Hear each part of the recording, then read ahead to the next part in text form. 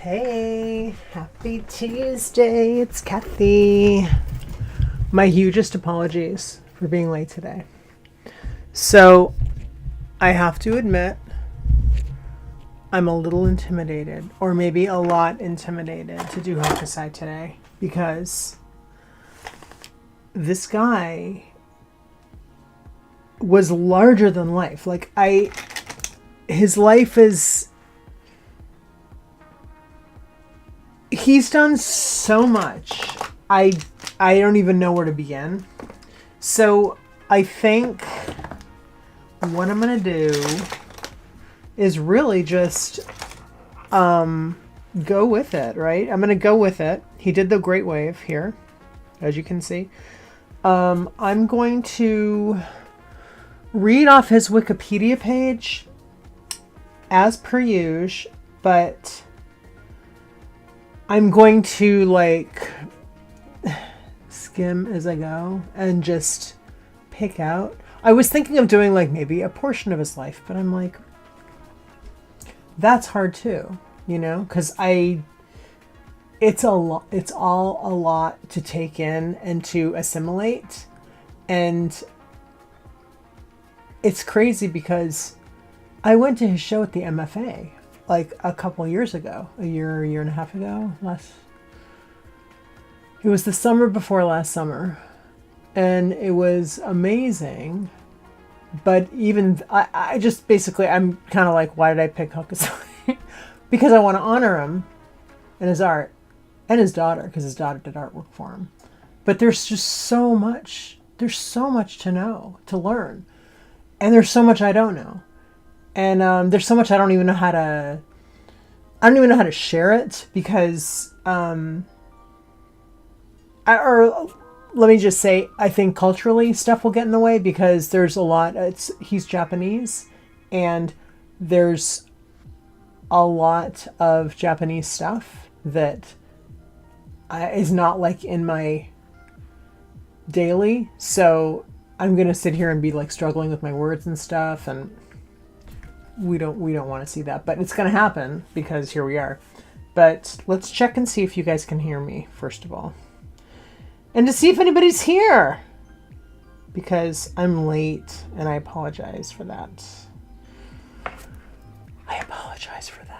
For the first time, I didn't actually set my alarm, because I always wake up early. But I was having a wild dream. Okay, let's see if you can hear me here.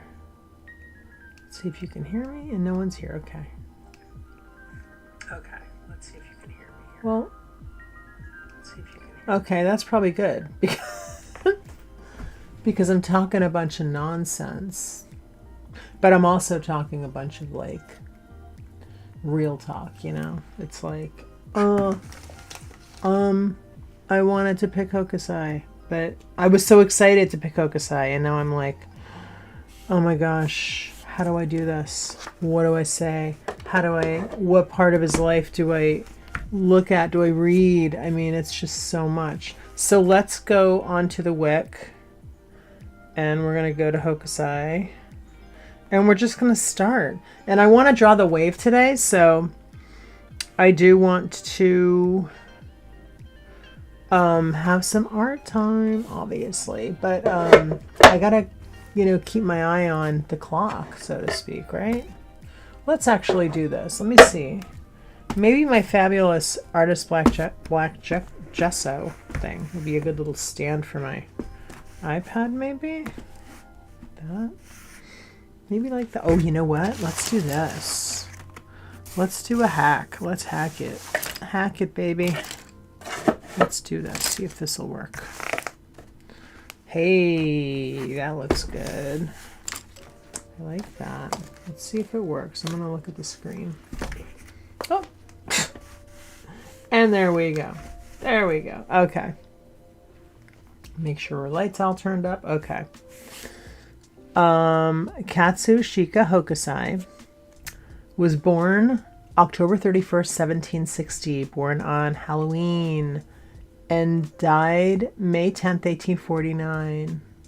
1760. Oh, he lived a long time. 40. He died at 89.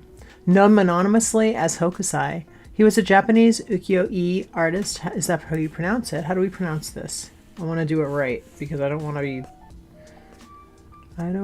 to be. Hold on. Ukiyo-e pronunciation.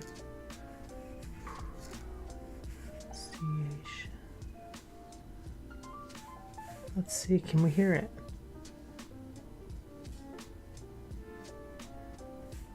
Let's listen. Let us. Oops. Hold on. Volume. Ukiyo-e or ukiyo-e. Ukiyo-e. Ukiyo-e. Ukiyo-e or ukiyo-e. Thank you. Okay. Ukiyo-e or ukiyo-e. Okay, we need to turn you off now. Ukiyo-e. Or ukiyo. Ukiyo-e. Okay, let's go with ukiyo-e. Ukiyo-e. Okay, ukiyo-e. All right, let's do this. Hokusai was a Japanese ukiyo-e artist of the Edo period, active as a painter and printmaker. His woodblock print series, 36 Views of Mount Fuji, includes the iconic print The Great Wave off Kanagawa. Hokusai was instrumental in developing ukiyo-e from a style of portraiture, largely focused on courtesans and actors, into a much broader style of art that focused on landscapes, plants, and animals. His works had a significant influence on Vincent van Gogh and Claude Monet during the wave of Japanisme. Japanisme? How do you say that? How do we pronounce? I want to honor the correct pronunciation here. So let's do it. Japanisme pronunciation. How to say Japanisme?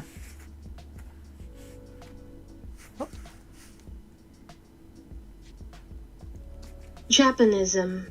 Japanism. Okay. Thank you. Excellent. Japanism. I can remember that. Japanism. Okay.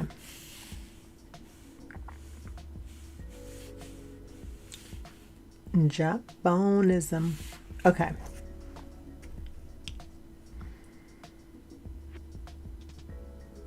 We're getting there. His works had a significant influence on Vincent van Gogh and Claude Monet during the wave of Japanism that spread across Europe in the late 19th century. There were other artists that were also influenced. That is by no means a complete list. Gauguin, I think, was also influenced because Gauguin was very, and Van Gogh.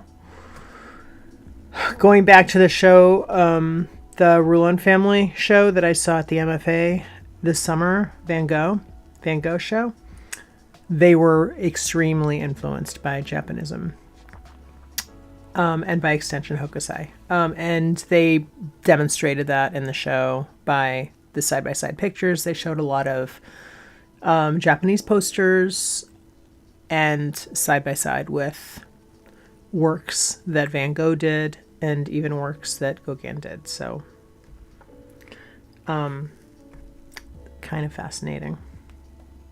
I love it. Hokusai created the monumental 36 Views of Mount Fuji as a response to a domestic travel boom in Japan and as part of a personal interest in Mount Fuji. It was this series specifically, The Great Wave off Kanagawa and Fine Wind, Clear Morning, that secured his fame both in Japan and overseas. This is Fine Wind, Clear Morning. You know that one too? That's a beauty. Yeah, his art is, I think it's the most, what is it? Well, first of all, he made 30,000 paintings, sketches, woodblock prints, and images for picture books in his life. Amazing. Wait a minute. I thought he did 30,000 pieces, but he is considered one of the greatest masters in the history of art. He was best known for his woodblock ukiyo-e prints, but he worked in a variety of mediums, including painting and book illustration. This guy did everything, and he was really good at self-promotion too. So, he was so prolific. I can't even wrap my head around it, because you don't know where to begin. You don't know where to begin with this bio. You really don't. Starting as a young child, he continued working and improving his style until his death at age 88. In a long and successful career, we just said this part, but I'm going to say it again. Hokusai produced over 30,000 paintings, sketches, woodblock prints, and images for picture books. Innovative in his compositions and exceptional in his drawing technique, Hokusai is considered one of the greatest masters in the history of art. There's some wild stuff here. We'll get to it, but let me just do like a little skimmy skim. He changed his name a bunch. I'm not really clear on why. I've heard there's various things I've heard, but I don't think this. Okay, here we are. Influence on art and culture. We should probably read this. Yeah, I actually don't think this is too long. I think I can read this. So let's go for it. It's 10:30. We can do it. Okay, early life. Hokusai's date of birth is unclear, but it is often stated as the 23rd day of the 9th month of the 10th year of the Horiki era. I hope I'm saying that right. In the old calendar, or 31 October, 1760. He was born to an artisan family in the Katsushika district of Edo, the capital of the ruling Tokugawa shogunate, currently Katsushika-ku, Tokyo. So where he was in Edo, but it is now Tokyo. His childhood name was Tokitaro. It is believed his father was Nakajima Issei, yes, a mirror maker for the shogun. His father never made Hokusai an heir, so it is possible that his mother was a concubine. Hokusai began painting around the age of 6, perhaps learning from his father, whose work included the painting of designs around mirrors. Okay. So that's actually a good education in a lot of ways, because his dad is doing a trade and showing him how to do painting for the trade. I heard that his mother was a concubine, and something else that I listened to too. I've been trying to brush up on Hokusai for today. I'm pretty impressed that I think I'm going to be able to read this whole thing. Hokusai was known by at least 30 names during his lifetime. While the use of multiple names was a common practice of Japanese artists of the time, his number of pseudonyms exceeds that of any other major Japanese artist. His name changes are so frequent and so often related to changes in his artistic production and style that they are used for breaking his life up into periods. Well, that's good, because we need some help there. At the age of 12, his father sent him to work in a bookshop and lending library, a popular institution in Japanese cities where reading books made from woodcut blocks was a popular entertainment in the middle and upper classes. At age 14, he worked as an apprentice to a woodcarver, until the age of 18 when he entered the studio of Katsukawa Shinsho. Shinsho was an artist of ukiyo-e, a style of woodblock prints and paintings that Hokusai would master, and head of the so-called Katsukawa school. Ukiyo-e, as practiced by artists like Shinsho, focused on images of the courtesans, bijin-ga, and kabuki actors, yashuka-e, who were popular in Japan's cities at the time. After a year, Hokusai's name changed for the first time when he was dubbed Shunro by his master. It was under this name that he published his first prints, a series of pictures of kabuki actors published in 1779. During the decade he worked in Shinsho's studio, Hokusai was married to his first wife, about whom very little is known except that she died in the 1790s. in the early 1790s. He married again in 1797, although this second wife also died after a short time. He fathered 2 sons and 3 daughters with these 2 wives, and his youngest daughter, E, also known as Ōi, eventually became an artist and his assistant. I may have said that incorrectly. It's O-I, so if I click in, it's not going to show me pronunciation, so I'm not going to... If we start mentioning her a lot, I will check the pronunciation for sure. Fireworks in the cool evening at Ryogoku Bridge in Edo, circa 1788-89, dates from this period of Hokusai's life. Let's look at the picture. That's beautiful. Look at that.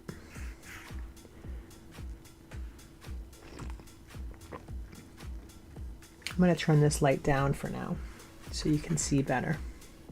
Okay, let's go back.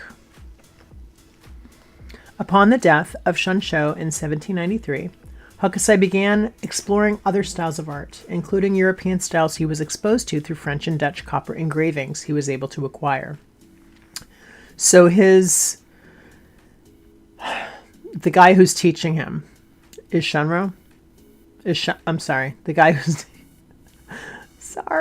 The guy who's teaching him is Shunsho, and Shunsho died. So then he began exploring other styles of art, including European styles he was exposed to through French and Dutch copper engravings he was able to acquire. He was soon expelled from the Katsukawa school by Shunko, the chief disciple of Shunsho, possibly due to his studies at the rival Kano school. Ooh! Wow. It's like a fist fight of teaching. This event was, in his own words, inspirational. What really motivated the development of my artistic style was the embarrassment I suffered at Shunko's hands. All right. I love it. Hey, whatever motivates you, whatever gets you going, that's the truth. You got to use it, and if you use it for good. So he clearly did that. Hokusai also changed the subjects of his work, moving away from the images of courtesans and actors that were the traditional subjects of ukiyo-e. Instead, his work became focused on landscapes and images of the daily life of Japanese people from a variety of social levels. This change of subject was a breakthrough in ukiyo-e and in Hokusai's career. Middle period. Let's look at a couple of his... we'll look in a minute when we start talking about it. Middle period. The next period saw Hokusai's association with the Tawaraya school and the adoption of the name Tawaraya Sori. He produced many privately commissioned prints for special occasions. Suramono. Suramono, a type of print. It's a genre of a Japanese woodblock print. They were privately commissioned for special occasions such as the New Year. Suramono literally means printed thing, being produced in small numbers for a mostly educated audience of literati. Suramono were often more experimental in subject matter and treatment and extravagant in printing technique than commercial prints.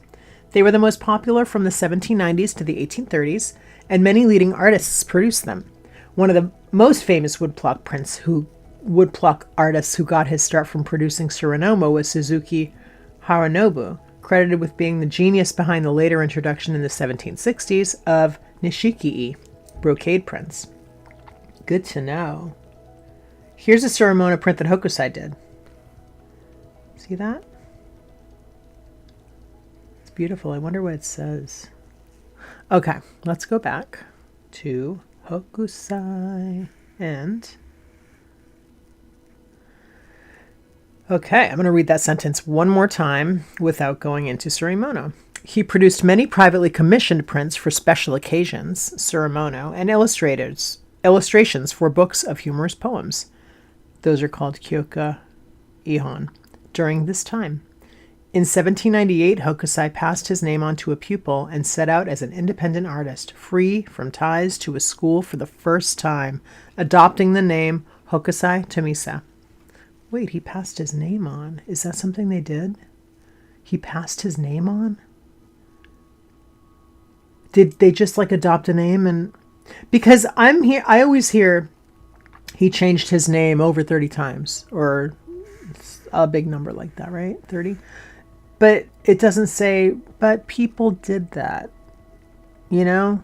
There's no like disclaimer, but that's what they did when they went to different schools. Because every one of his schools, either his teacher gave him a name so far, or he renamed himself with a name similar, like with the school's name in it. So that needs some further investigation to fully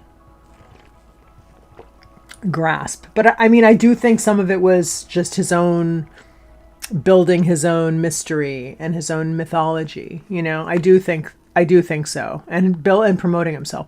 But, you know, like all a part of his thing. But I wonder how much of it is connected to, hey, this is something that they did. You know, like sometimes more than others, but something that they did. Okay. Let's see here. Where are we? Okay, he adopted the name Hokusai to Misa. By 1800, Hokusai was further developing his use of ukiyo-e for purposes other than portraiture.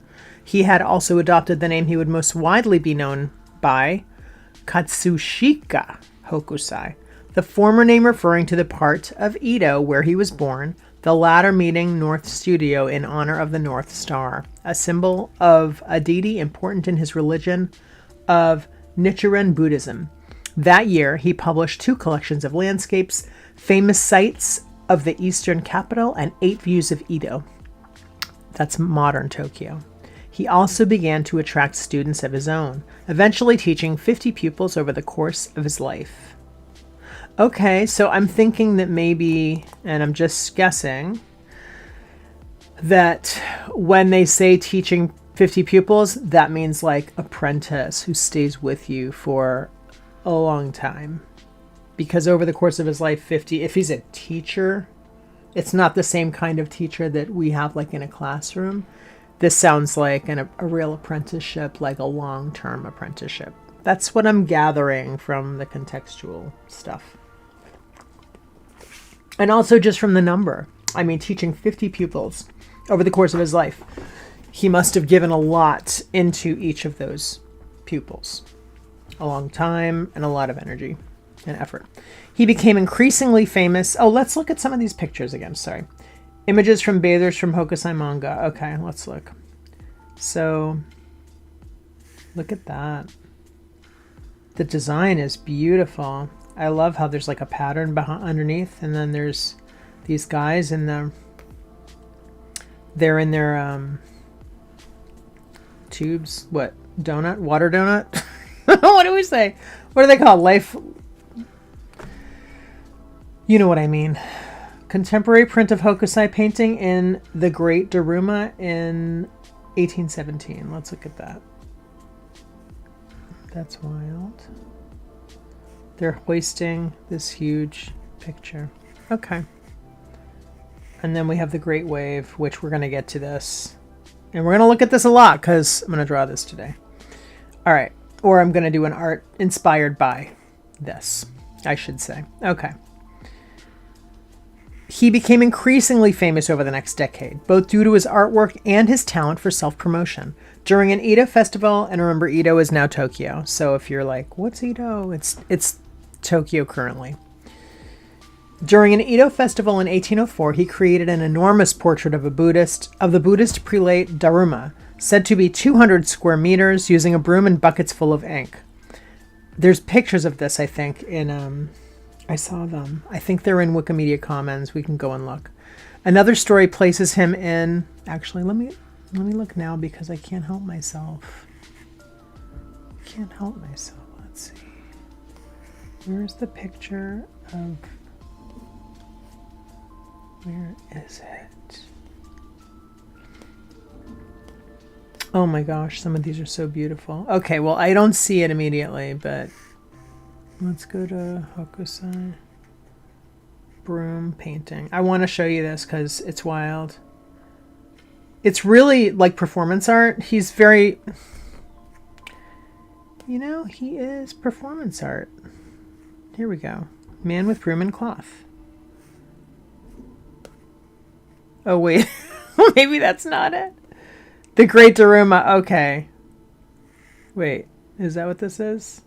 Is this the one that he did with the broom? I saw a picture of him with the broom. There was a picture of him painting this. And I don't see it here. This is... Okay. All right. We just looked at this. This picture is depicting him painting. Okay. I'm finally putting it together, guys. I apologize. Apologize. Let's look at this. So this picture is a picture based on the whole experience of him painting this gigantic poster.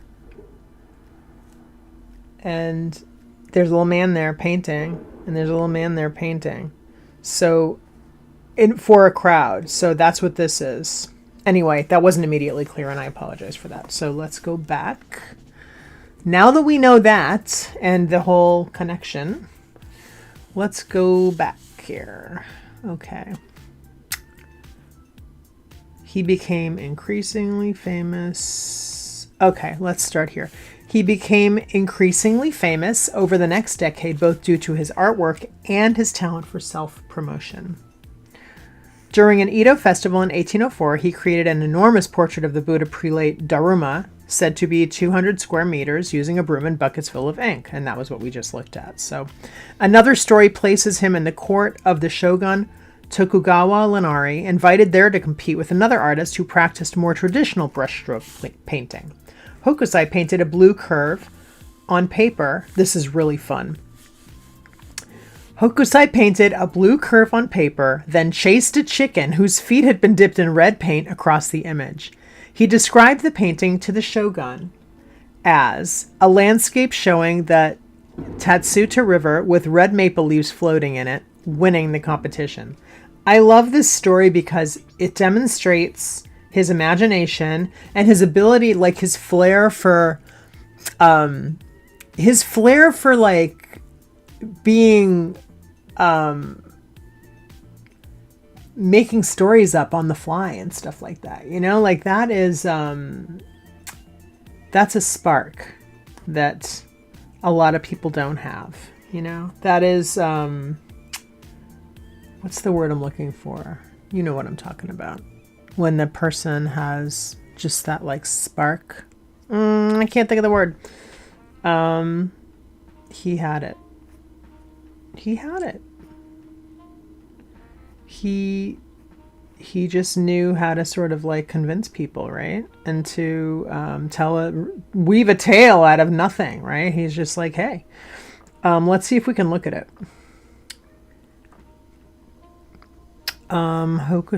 Hokusai's, we're gonna look. Chicken painting. I want to see if we could find it. Chicken painting.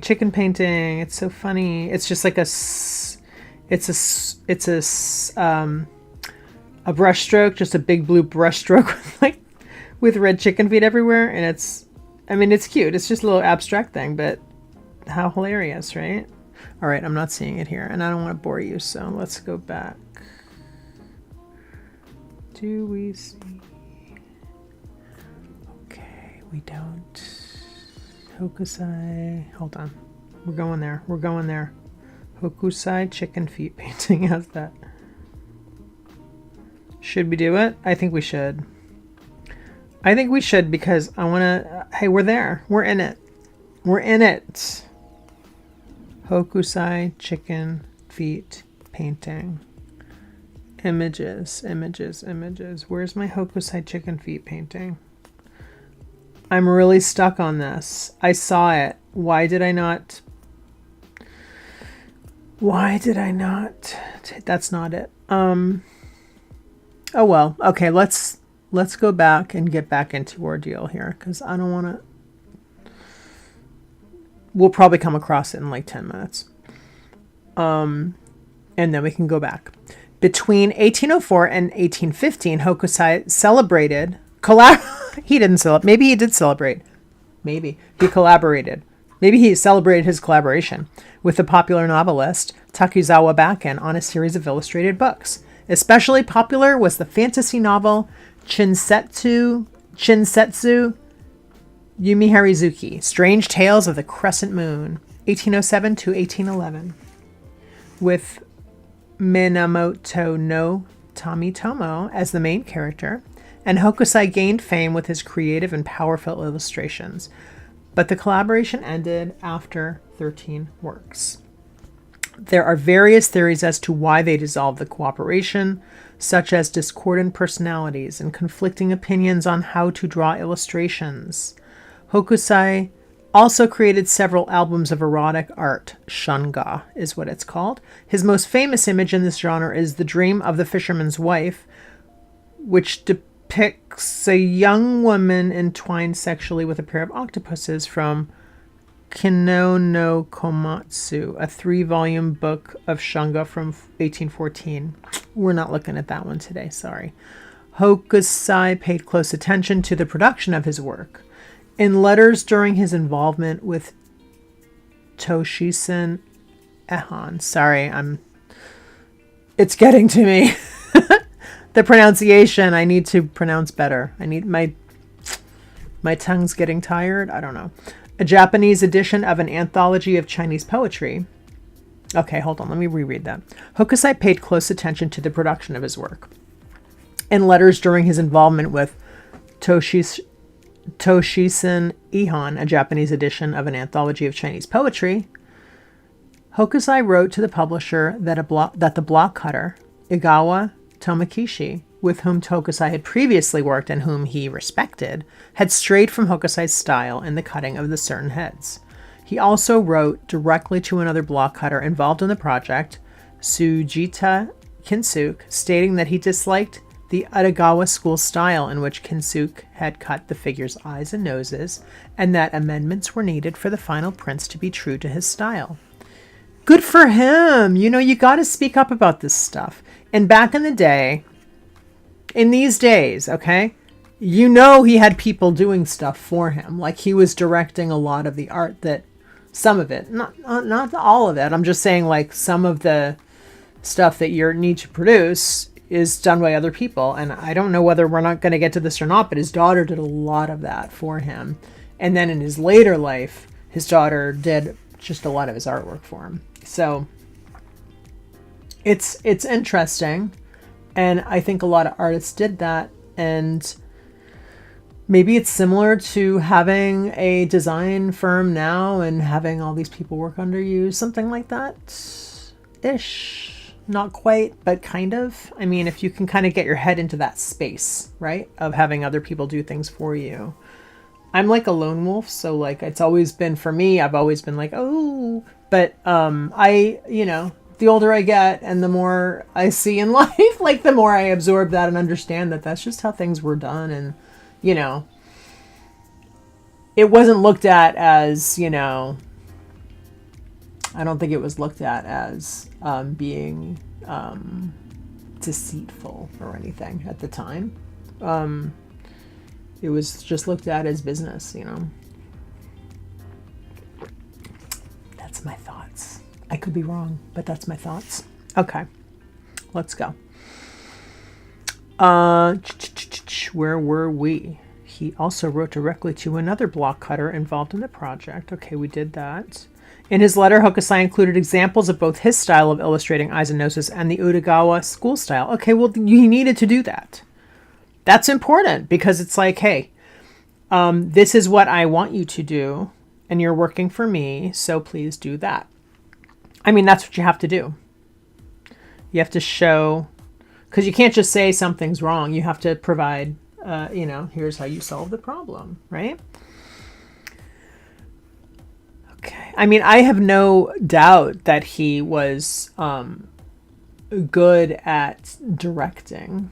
You know, he changed his name for 30 times. You know, like he's a promotional genius. Like he can direct things, right? He can direct his things the way he needs it directed. Okay. In 1811, at the age of 51, okay, he's 51 now, Hokusai changed his name to Taito. Speaking of name changes, here we go. He changed his name to Taito and entered the period in which he created the Hokusai manga and various etehon, or art manuals. Oh my gosh, thank you so much, Hokusai, for creating art manuals. I love that. These manuals, beginning in 1812 with quick lessons in simplified drawing, were intended as a convenient way to make money and attract more students. Okay, so he wants to do more teaching.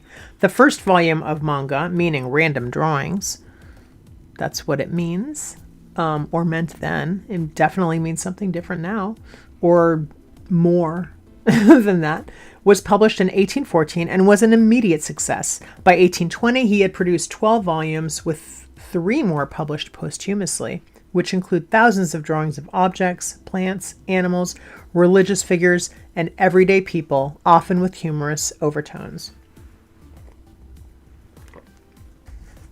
Awesome. I'm going to turn this, maybe it'll be better to read for you. I don't know. Let's see. On 5 October 1817, he painted the Great Daruma outside of the Hongan-ji Nagoya Betsuin in Nagoya. This portrait in ink on paper measured 18 by 10.8 meters, and the event drew huge crowds. Okay, I thought we did this already. We just talked about it, right? Maybe we didn't get there. Although the original was destroyed in 1945, Hokusai's promotional handbills from that time survived and are preserved at the Nagoya City Museum. That would be fun to see. Hokusai's promotional handbills. I want to just quickly Google that because I bet we can see it. Oop. Scroll down. Wait, what are we doing? I just lost my place. Hold on. Hold up. Hold up. Oh, that's... Wait a second. Okay. Hold on one second. Here we are. We found my place. He painted the Great Daruma. Okay. We're just going to do this real quick. We're going to go to here. Great Daruma. I want to see if we can look at this because I think looking at his promotional materials will actually tell a lot about, you know, how they did promotion in those days. Like, that's cool. Let's see that. All right. Hokusai's Great Daruma Handbill. Ready? Ready, ready, ready? Here it is. And do we know... Okay, because it's in Japanese, so we don't know what it says, but I can imagine it says, hey, come to my thing. See? Cool, right? Here. There we go. Let's see. Can we see? This is his handbill.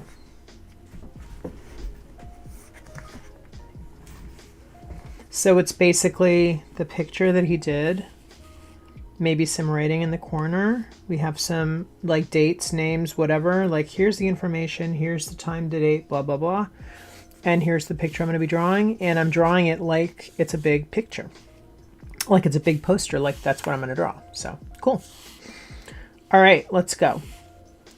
In 1820, Hokusai changed his name yet again, this time to Litsu, a change which marked the start of a period in which he secured fame as an artist throughout Japan.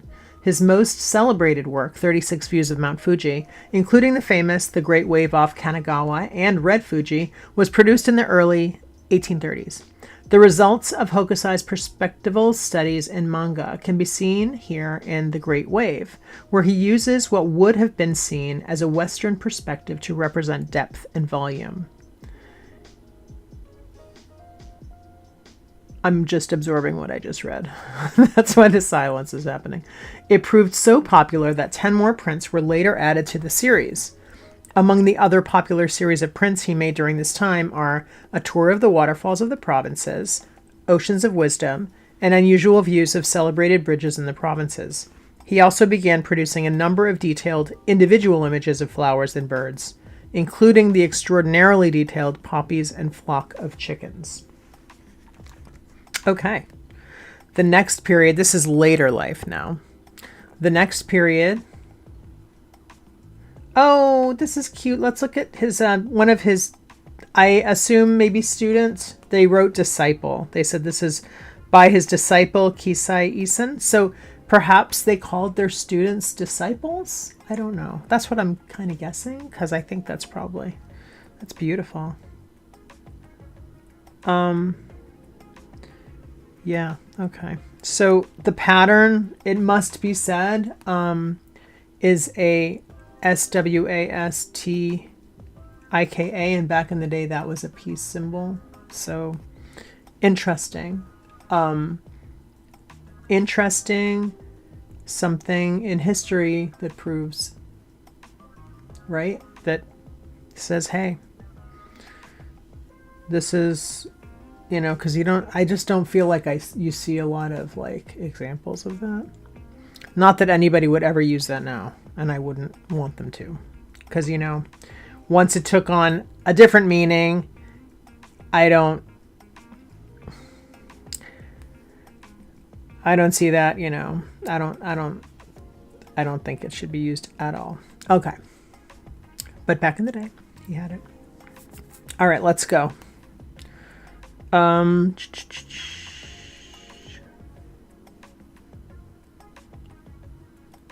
Okay, later life. The next period, beginning in 1834, saw Hokusai working under the name, again, wow, Gakyo Rojin Manji, the old man mad about art.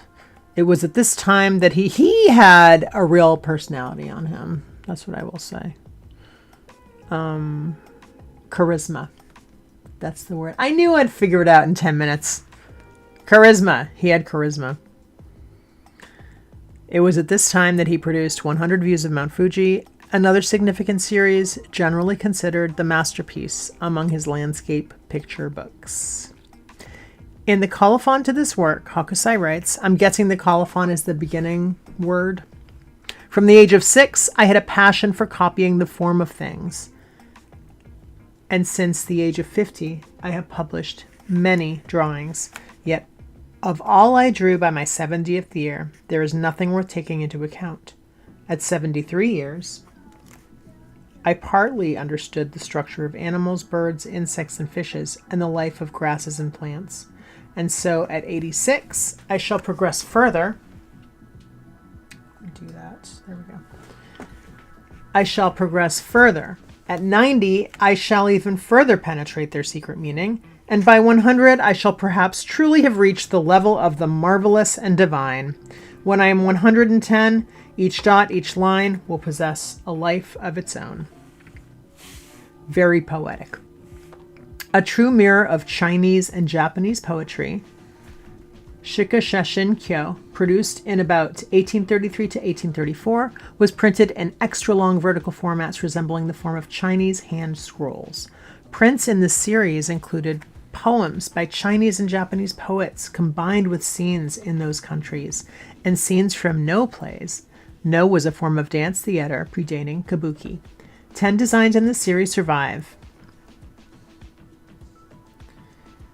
And there is, okay, Thompson, Sarah, Hokusai's Landscapes, the complete series, Boston MFA Publications. Nice. Okay, so you can look at that in a book.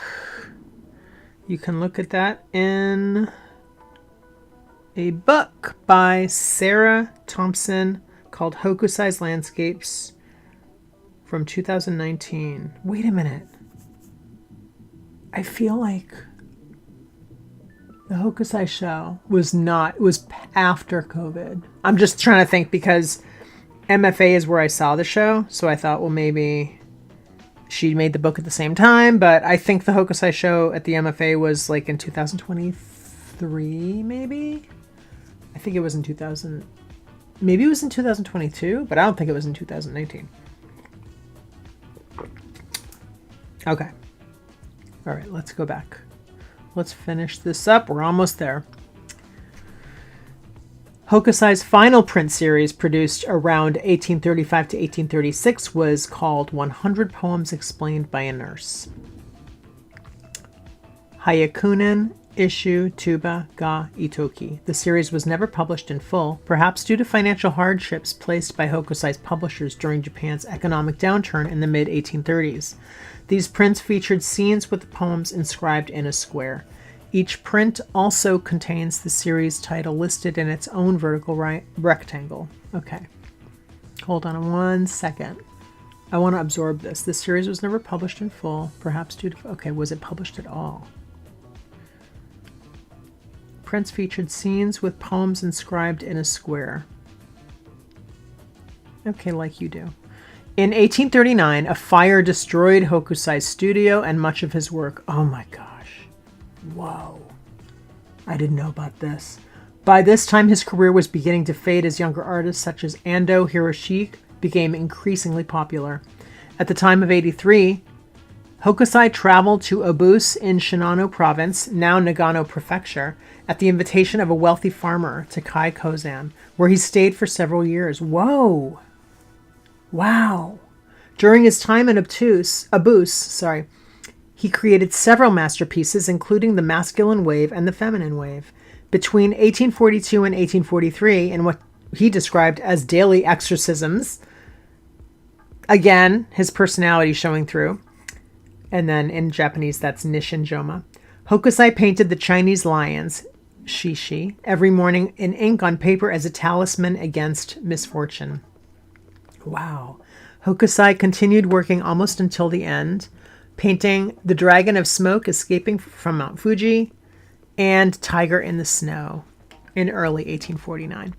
Constantly seeking to produce better work, he apparently exclaimed on his deathbed, "If only heaven will just give me another 10 years. Just another 5 more years. Then I could become a real painter." Again, with the personality, he's pretty funny. Even on his deathbed, he's funny. He died on 10 May 1849 and was buried at Seikyo-ji in Tokyo, parentheses Taito Ward. A haiku he composed shortly before his death reads, "Though as a ghost I shall lightly tread the summer fields." Oh, let's look at some of his work. Beautiful. Oh, we don't want to see that. That's the one that's erotic. That was the octopus one. Okay, hold on. I want to go back because I want to see the one before that, so I got to do that. And then we're going to do that. Okay. I think that's Mount Fuji, right? But it looks darker. I think he did a bunch of them, though, so that's just one of them. So let's go. There's another one. Fine Wind, Clear Morning, or Red Fuji from 36 Views of Mount Fuji. I'm going to do this so you can see better. And I'm thinking in the future to put my screen on my screen so it'll be just easier to see. The Great Wave off Kanagawa. This is Hokusai's most famous one, and it's the one in the corner there. There's the Great Daruma.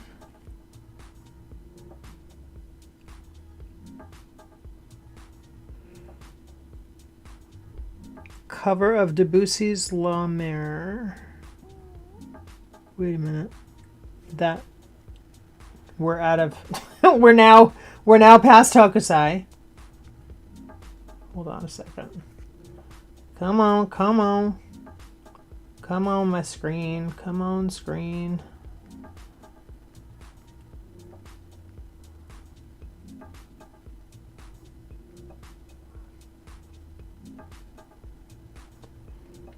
Okay, this is by Hokusai after Niwa Yoshinobu. This looks like some cranes.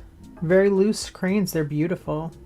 His design sense is really stunning, right? It's just so... It's so ornamental patternish. Like, he just knew... He's always looking at things like a pattern looks like. Or a lot. Not all the time, but let's wait. What was that last one? I don't know what this is. Katsushika Ōi, public domain. Okay, it's a mask. He did so much work. Okay, there's another beauty one. This must be from one of the Fuji. Beautiful. I love his gigantic scenes. That's gorgeous. Wow. Black and white. Wow, so beautiful. Oh, that's nice. Look at the dragon. Oh, look at I love how their fingers, they're like this. They're like Lady Gaga hands. That's beautiful. Okay, I could sit here and look at these all day. All right, let's get to work. All right, what are we going to work in today?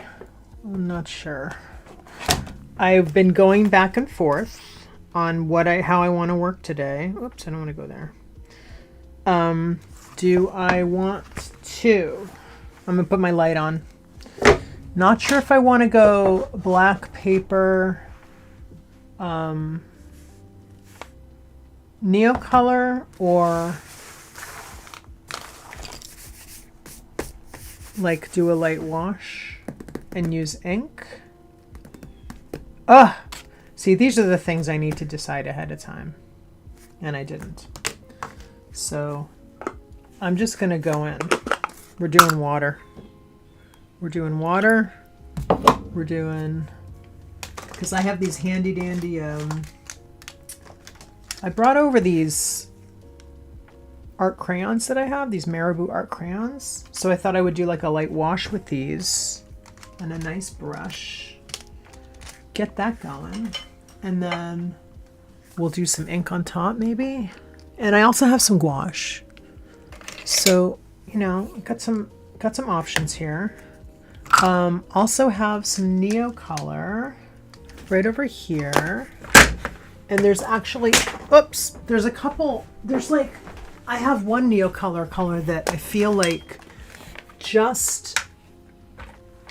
it's just so right for the wave that I think I might just do it. I have a few. I have a good little palette here. I have this color. Oh, what is this? But it's just so perfect.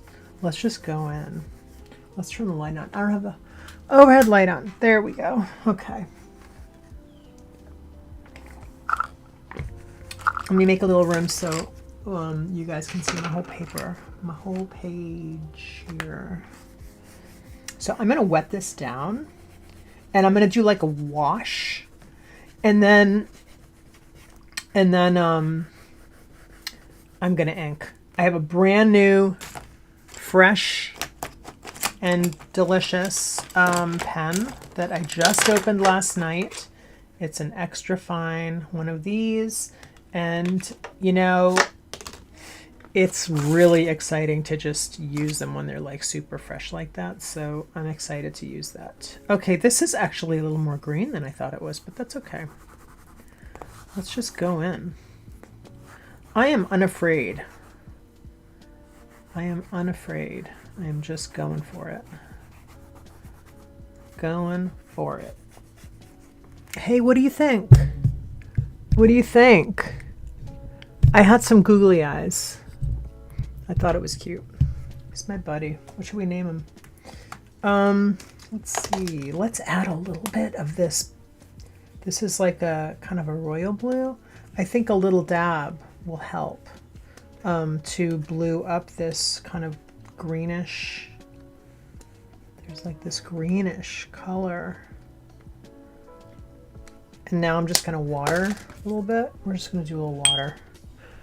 Oh, okay. Just want to make sure I have my paper towels handy. Gotta have the paper towels handy just in case we need a save, right? So let's go for it. And of course, we're gonna need a save because because that's how it goes.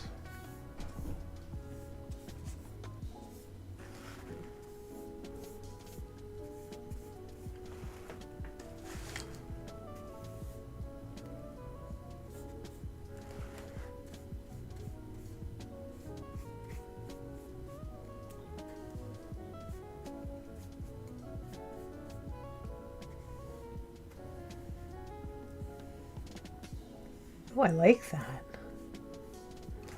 That's working for me.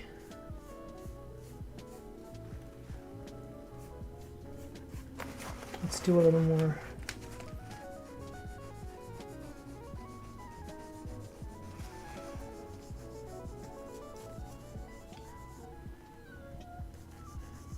A little more.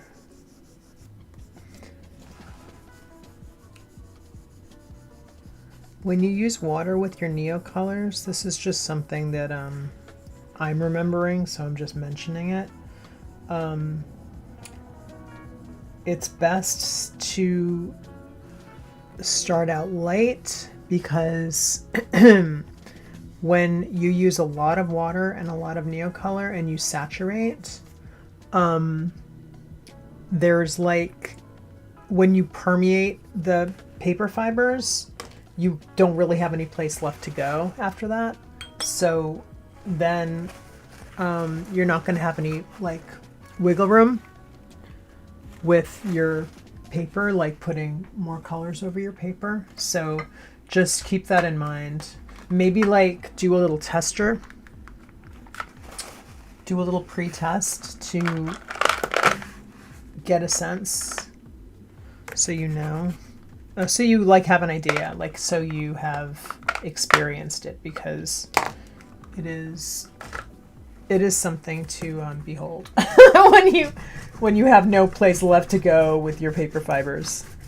Okay, I'm just cleaning off my neocolor. This is lemon yellow, light lemon yellow, I think, and this is my go-to color for like an off-white. For my neocolor.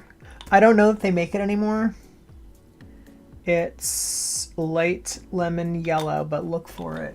If you can find it, it's a great one. It's basically your perfect, it's like your perfect parchment color.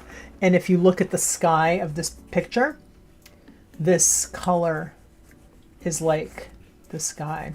Oh, you know, here's something fun that I just discovered. So do you see how dirty it gets if you use it like I do? Like if it's all broken up and it's got like a little dirty bits? It actually, and then look at the picture on the screen and look at the sky in the upper right-hand corner and just like in the background, how it looks like a screen print, and there's like different like dirt or like darker like bits texture. This will actually give you that. So if you, I'm doing it. I'm going in with my neocolor and I'm using that dirt to give me a print, like I'm doing a print texture with it, which is kind of fun. It's working to my advantage and I'm very happy about that. So there's a mountain in the background and there's boats, and I think I didn't realize, I don't think I ever really saw the boats before. I'm just so captivated by the wave. So I'm going to draw the boats too, because obviously they're a part of the picture, but how come I didn't see them before? Was that by design? Was that by design, Hokusai? Did you do that on purpose?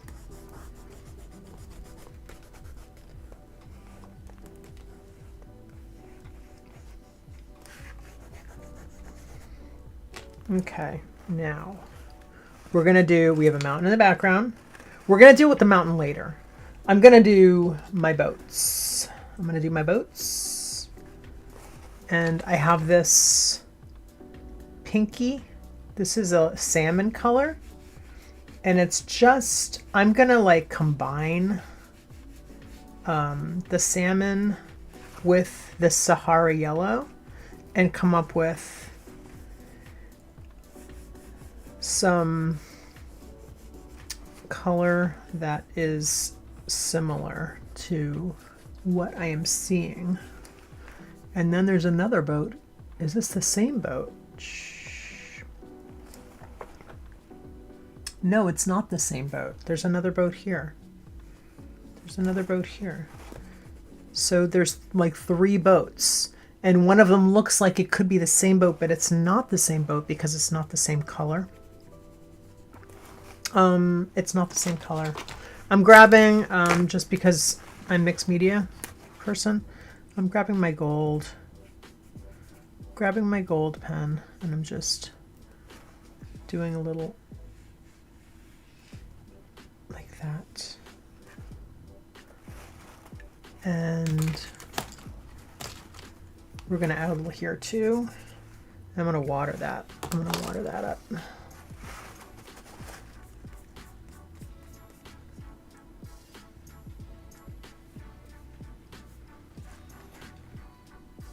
And I'm also going to do it here like that, just to define the shape that we have there of the wave. Okay, let's see here.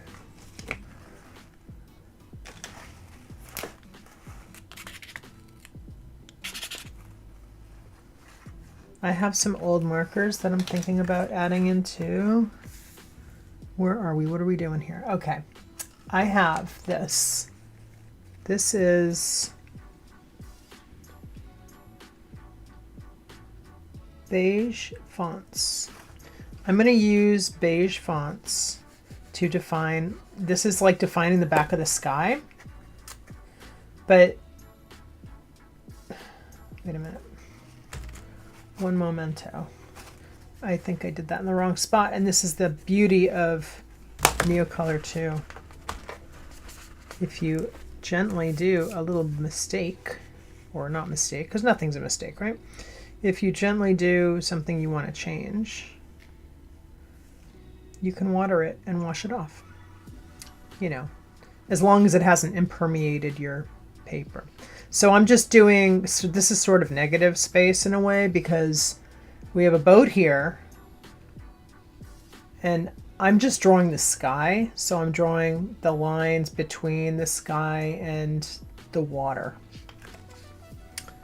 And then I'm going to fill in with the sky darkness in the background, but I'm drawing the line. I'm drawing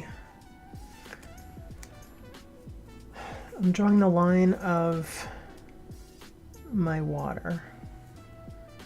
And then we have all this stuff here, which we're not going to do right now. We'll do that later. But right now I'm just trying to get, and what I'm doing, how I'm holding this, I'm turning it, and I have a video on my channel about my little turn method that I use to get like a really organic line. So check that out if you want to know what I'm doing here with turning my Neocolor like this.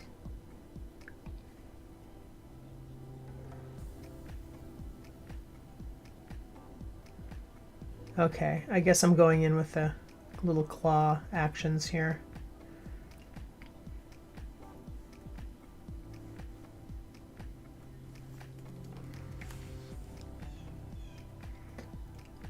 So one thing I like about this that's interesting is that the water is very much like, it's like a blue-white against the sky, which is this cream-colored white. So we have all this stuff going on, these different whites. And then there's some like very, very, very light blue color, which is kind of interesting. So he's got a lot going on. In a very like, even though it's an action-oriented photo, like not photo, it's an action-oriented composition with the boats and the big wave and everything, it's still so peaceful looking, right? Even though, come on, like this is just not peaceful. It's not a peaceful scene, but he drew it so peacefully looking. It's beautiful. And there's a reason, right? There's a reason why it's one of the most popular images because, you know, some things are easy to have on a wall, right? Or easy to have because they are peaceful looking, even though they're active, even though it's like an active image. So at this point, I'm wondering if I'm even gonna put any, am I even gonna put any ink in this at all? I don't know. I don't know, I'm kind of liking this. I'm kind of liking our Neocolor 2 take on this picture. I'm gonna turn this like that and do my sky. So I'm gonna use the side of my Neocolor, kind of like it's a print screen,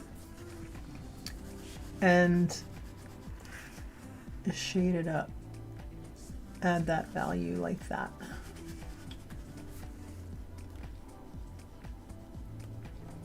And I love how these Neocolors, the color is almost perfect. Like it's almost like a perfect fit, you know, for the color that I'm seeing in the wave picture.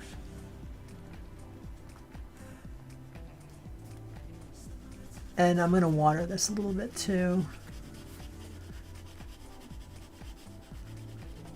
just to blend it. And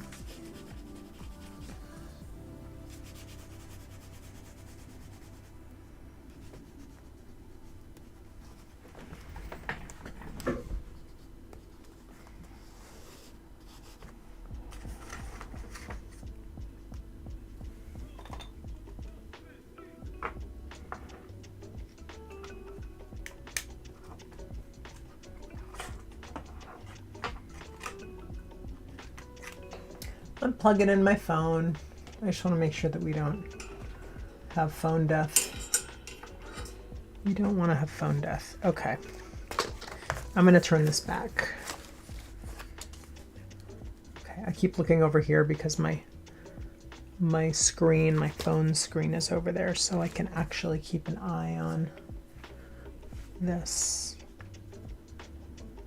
Keep an eye on what this looks like to you guys.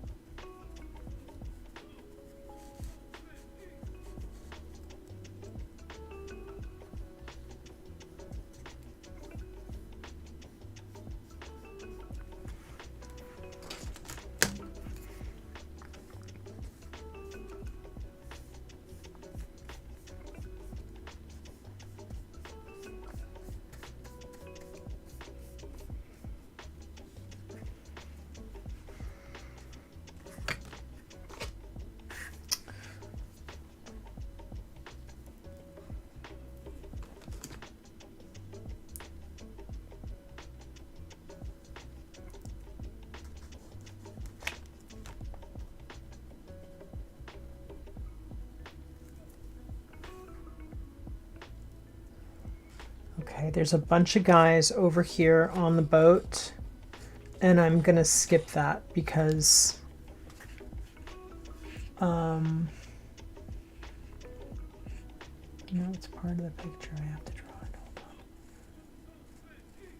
It's just a little complicated at the moment.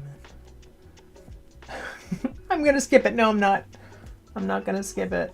I'm gonna draw it. I'm gonna draw it, but you know, we're doing what we can do, right? And their outfits are kind of similar to the water, actually. They look similar to the water. And then we have a line. There we go. Okay, we got them. We got the guys. I did it. Yay, high five me. High five me. There's this little thing on the boat like that. Okay. Now, let's go back to our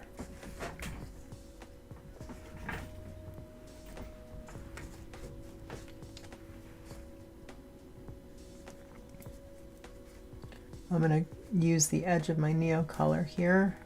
And I'm just trying to draw the wave points here. The foam. The sea foam.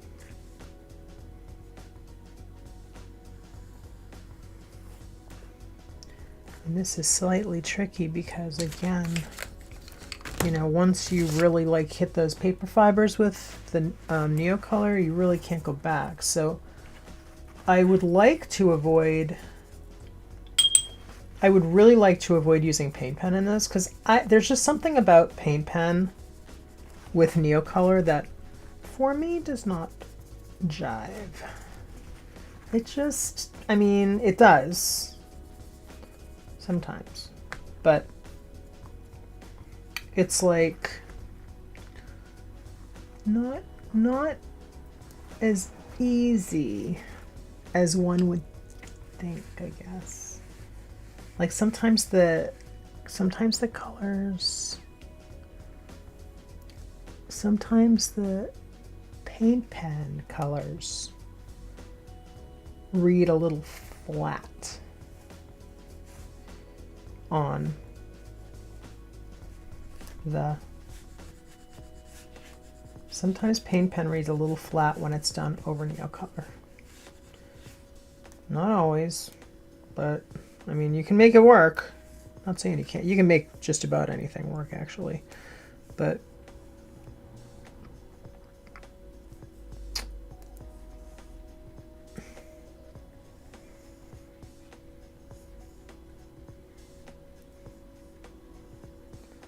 okay, what's good is to like look at things and then to realize that you have things wrong. And like, hey, what am I doing? That's not right. Wait, boat here, boat there. Okay, so I have to zoom out. Okay. I had my picture zoomed in. And then there's another wave up here. I mean, another part of the wave.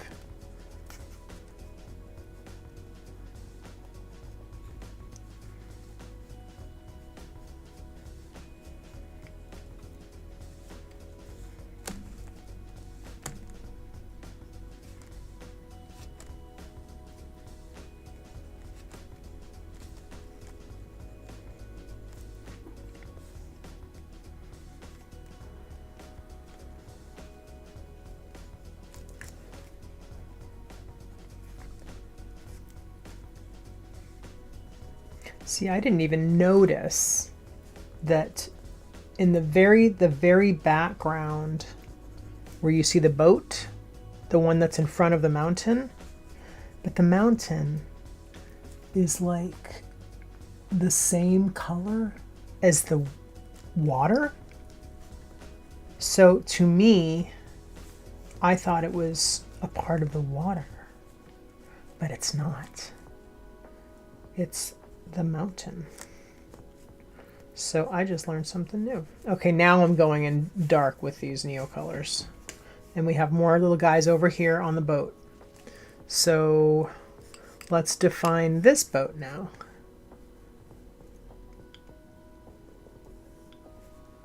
And then there's this thing on top. And then the little heads. Little guys, and then there's more little heads over here because there's 8 visible, and then we're going to use this for their outfits because they're in there. They're wearing blue too, which, like, everything's a decision, right? Like he really made some decisions here to make things a certain way. To really have everything sort of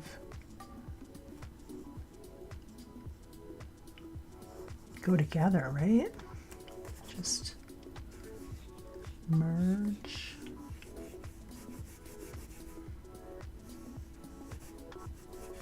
I like how he expresses this.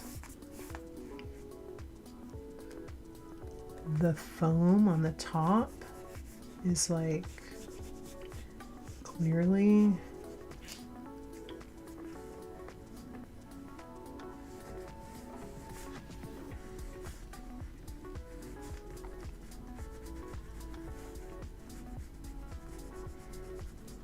I might detail this with some pen after I'm done. We'll see.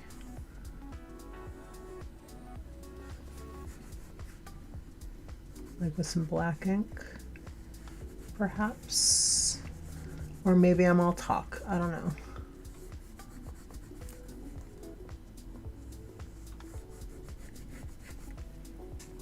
Okay, so that's one way to do it, because the water, the foam, is white, but it's like a blue white, and then the shadows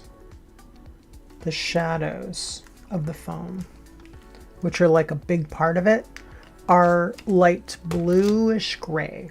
So because I made all of this like a light blue, it kind of works if I use a darker value for the actual water. It works as the foam, which is great.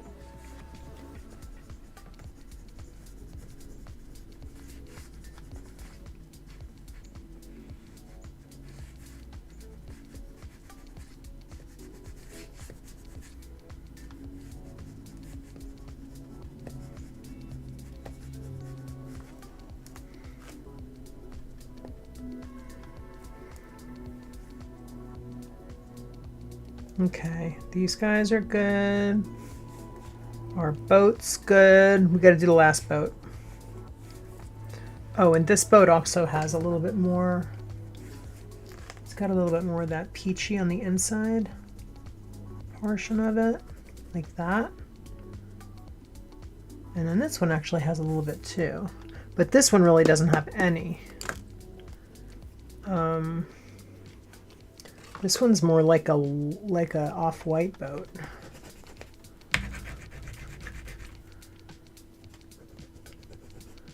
And you can barely see the people in it. The people are just like right here, right there. And then they're wearing their blue outfit. There we go. And then, oh, oops, okay. Well, that's all right. That's okay. Just make it work. And then if you look closely at these waves, they're kind of like have stripe in them. They have like a, oh, what is it? It's like a, kind of like a navy blue, and then a brighter, like a navy blue, and then like a brighter-ish blue. So it's like a two-tone situation with a wave.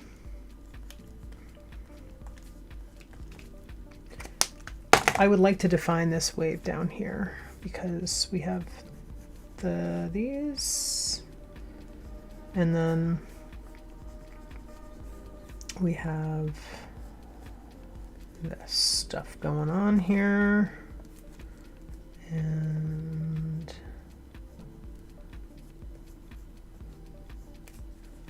like that.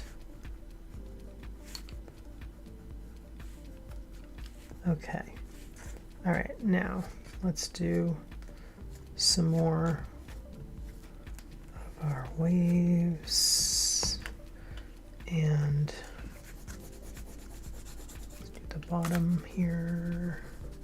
So this is that pen and ink paper that I've been using, and it's slick. It doesn't have a lot of grab, but it's working fine here for this. It's not intended for Neocolor, but here we are, and it's working. It's not disappointing me. I mean, it's fine. It's not giving me trouble or anything, which is nice. So there we go. I think this is meant to be part of the wave, and that's it. Okay. And then we have a little more over here too. A little more over here, and then we can do, what are we doing? How are we going to do this? Okay, right now I'm just merging some colors here. Not too much though. You do have to be careful with the neo colors, because you want to, like, they're like, if I use too much water on them, then you just lose the texture. It's just gone. So you do have to be, and when I say you, I'm talking about me. So it's like, it's about being careful with, and these are pretty, they're like neo colors, but not as juicy, not as pigmented, a little more emollient. So you can use them together. You can use these Marabou art crayons. You can use them with your Neo Color 2s, and you can use them with those Faber-Castell gelatos. They're all water soluble, so you can use those together. They have looked a little bit different. You know, pigmentation, transparencies, the whole deal. They're not the same. They are not the same, but you can use them in tandem with each other, and it's fun. I have some of those. I have some of those gelatos, but I didn't break them out.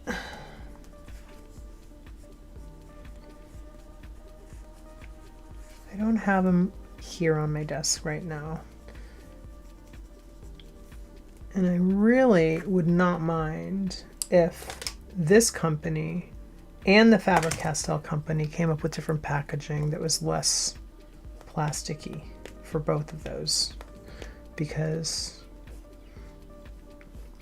they're very plasticky packaging.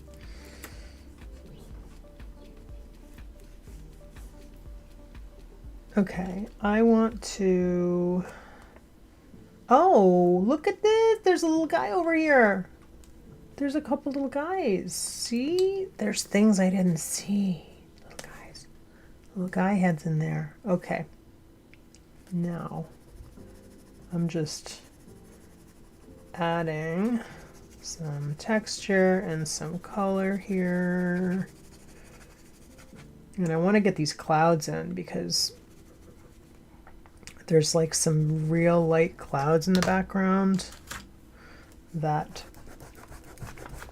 Okay, now I'm going in harder with this to try and press.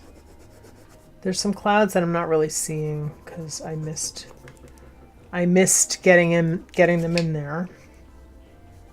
I don't even know if they're visible on screen for you. They're kind of... Should he be close? I want you to have friend. Friend. Look at the friend. Isn't he cute? Hey. Okay, I'm gonna put him over here.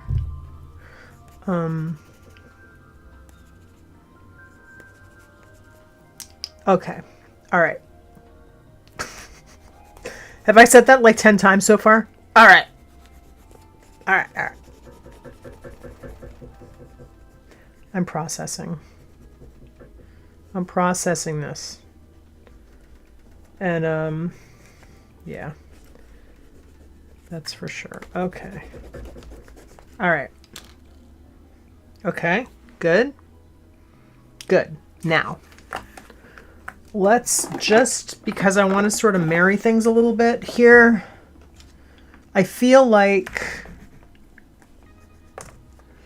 I think I might use an actual white Neocolor now, because I want to bring the value of this wave foam down a little bit, or up a little bit. No, I want to bring it down a little bit.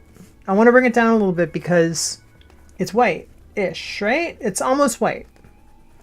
But it's like a blue white. It's not like a yellow white like the sky. And I want to have that balance. And I'm not... I feel like I need... maybe there's too much yellow in here? I don't know. I did something. But in the meantime, we're just going in with this Neocolor white. This is a Neocolor 2 in white. And because I didn't press real hard before, I still got some paper fibers in there to like fill up. Yay! So I'm using, this is my last gasp here. This is it. I'm pressing hard to get these, to really get the white, as much white as I can in here, because I don't want to go into this with my paint pen. Because if I do, I will show you. And you might be the same as me. Although this, I have paint pen and then I have this. And this is white acrylic paint.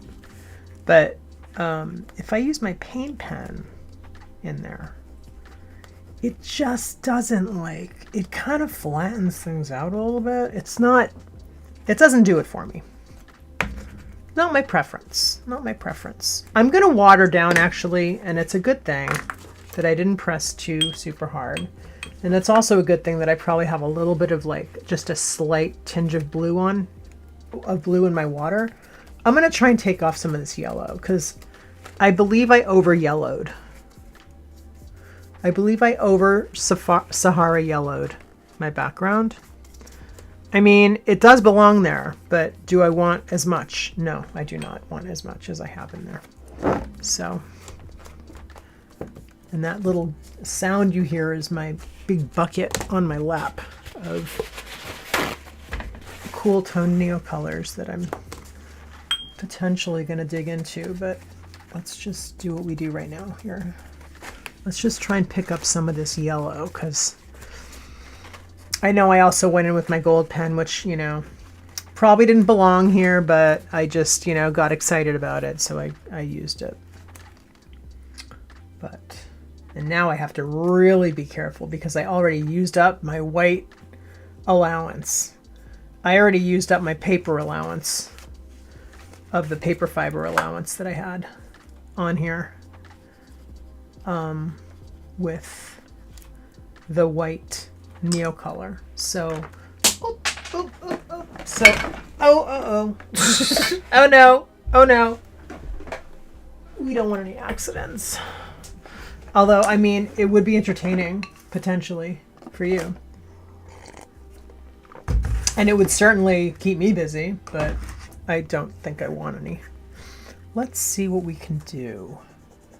I'm just trying to marry this. I have this brown, and it does belong there, but like this brown here, but it needs to be cooler, but I don't want to like,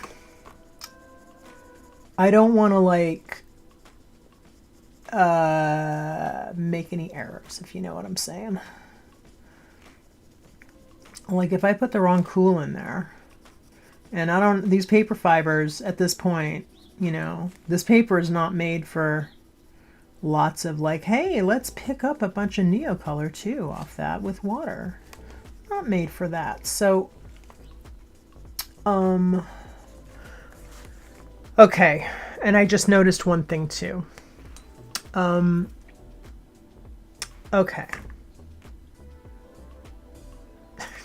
Okay. What I might do with this,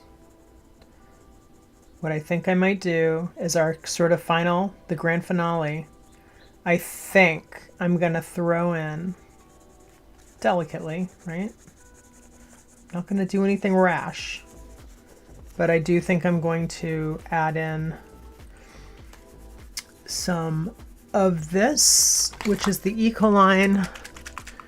We have this Ecoline applicator filled with,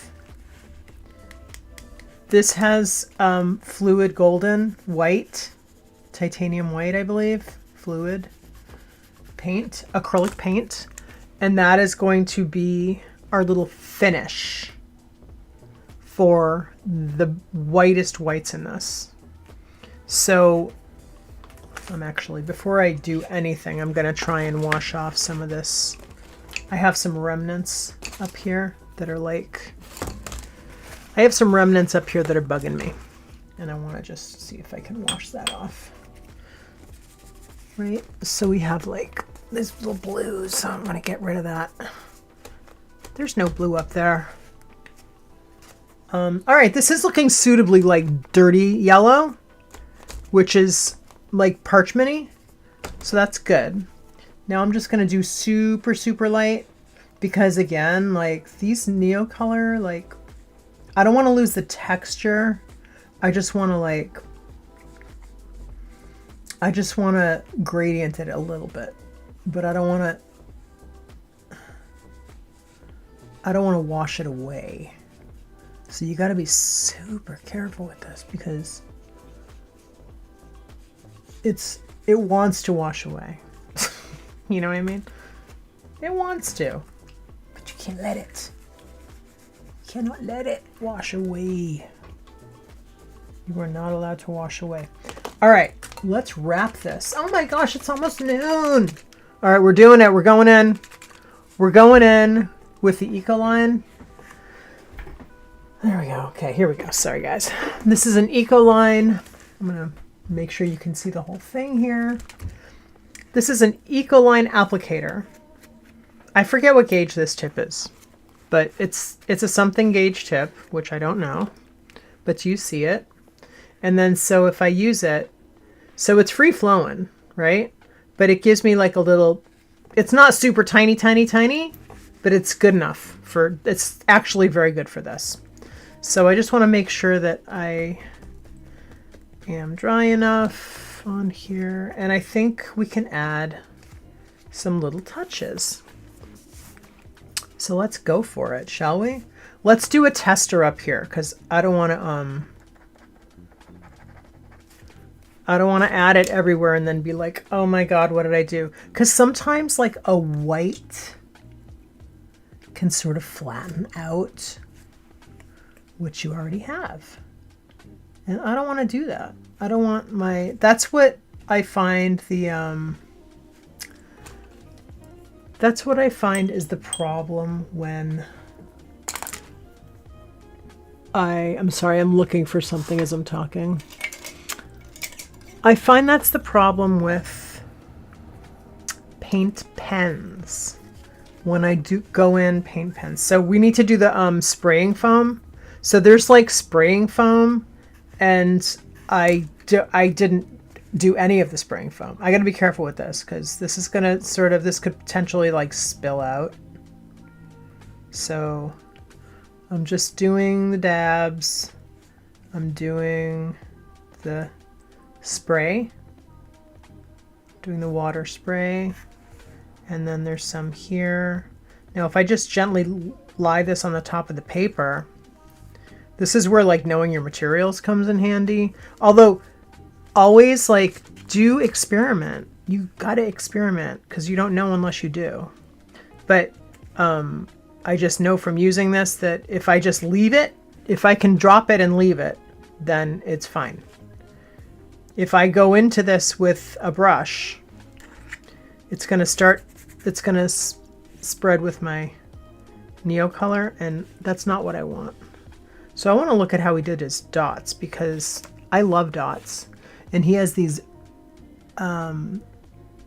unusually shaped dots, which these are like the things that make art interesting. All these little different, you know, things. And he has these teeny tiny ones, and then he has bigger ones. And then it also helps to define the wave. Like up here I did some that were too big. Bigger than his, I should say, not too big. But then they're bigger down here.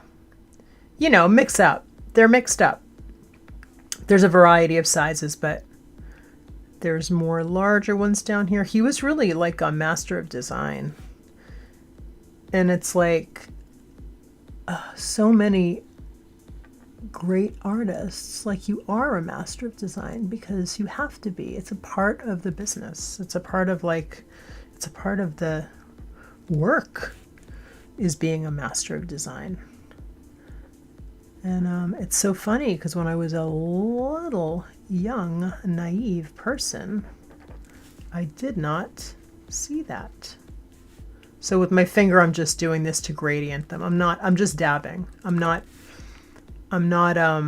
pressing hard and mushing things in together. I'm literally, I'm dabbing. I'm just dabbing. So to spread it, like to go and then let it spread and then leave it alone. That's what I'm doing here. I'm doing the splurge. I'm doing the finger splurge and then leave it. Finger splurge, leave it. Finger splurge, leave it. Because I want to like define these little fingery things, the finger waves, with the white, you know, over the light blue and over the blue. So I can just like draw in my little fingers if I want, like that, my little wave bits.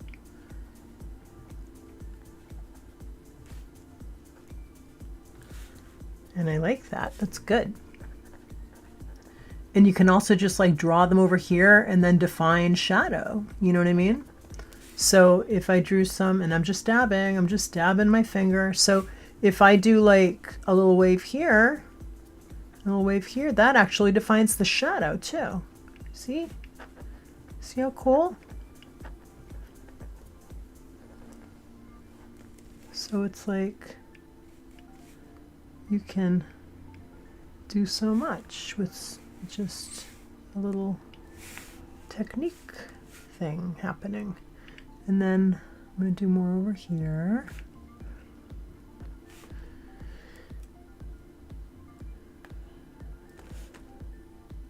I have like a little piece of Neocolor that's just like, I don't know what that was, but I got rid of it. Okay, let's do a little more.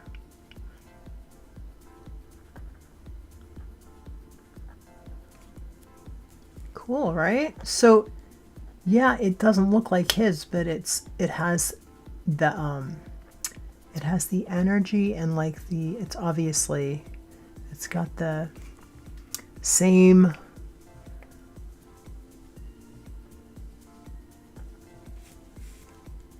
little same vibe, right?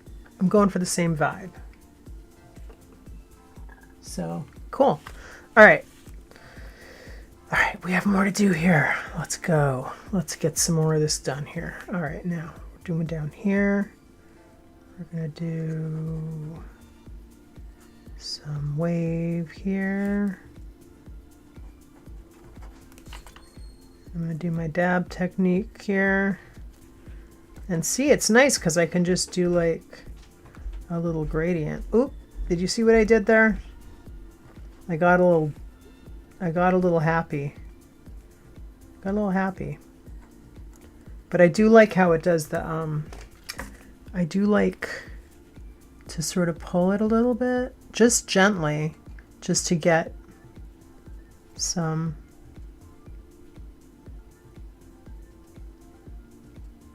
of that wave vibe going, right? I gotta make sure to wash off my brush so I do not destroy it, because what I just did there, that will destroy my brush if I'm not careful.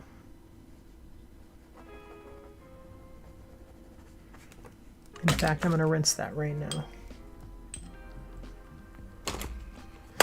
Hey, you know what? I'm feeling very excited about this. So I'm gonna do our cloud, because this has been an issue for me over here during this picture. And I want to do the cloud with the whitest white, and I can do that now, like that. Okay, cloud done. Yes, excellent. Accomplished.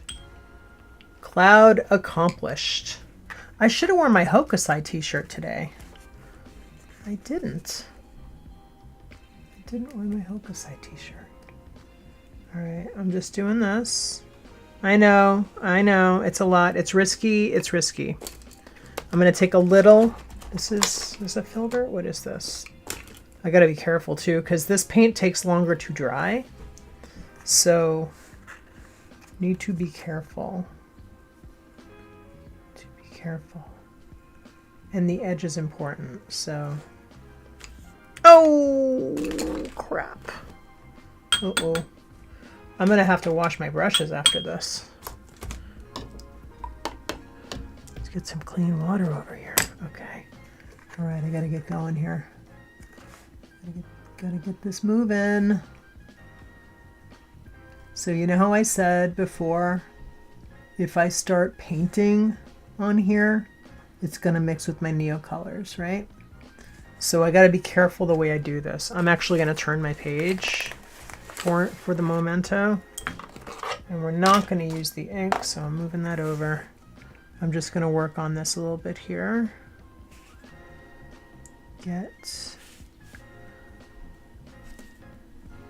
I actually don't like to work on this sideways right now because it's a little confusing to my brain when I'm working from a piece, like from another piece like this, to do that. With this one specifically, it is. I don't know why, but I'm just gonna work as fast as I can, really. Just gonna work as fast as I can.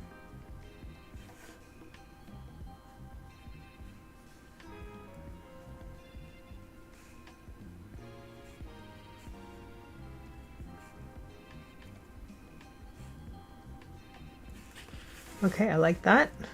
And then we're gonna do, we have plenty of paint on the brush. So I'm gonna do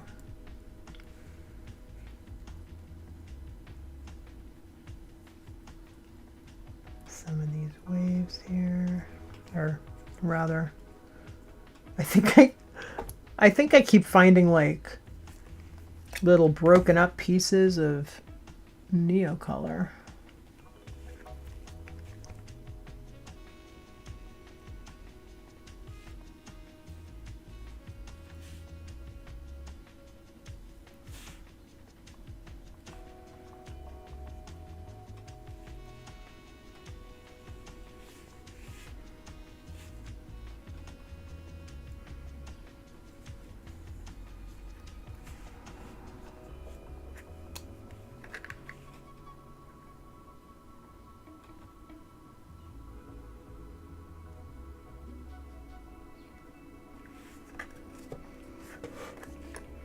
My apologies if I'm off screen. I'm trying to stay on screen here for you.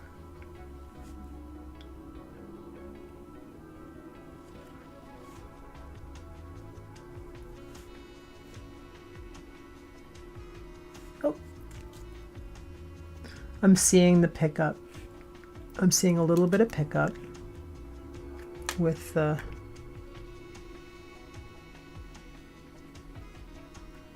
little bit of the neo color to pick up. Okay, let's go back. Let's go back. All right, good. So now I'm just going to do a highlight part. See if we can do a little highlight here.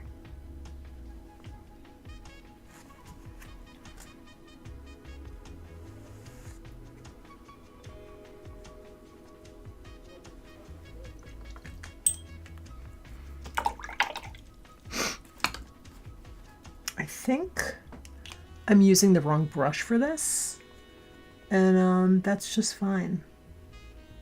We're just gonna make it work. Because is there a wrong brush?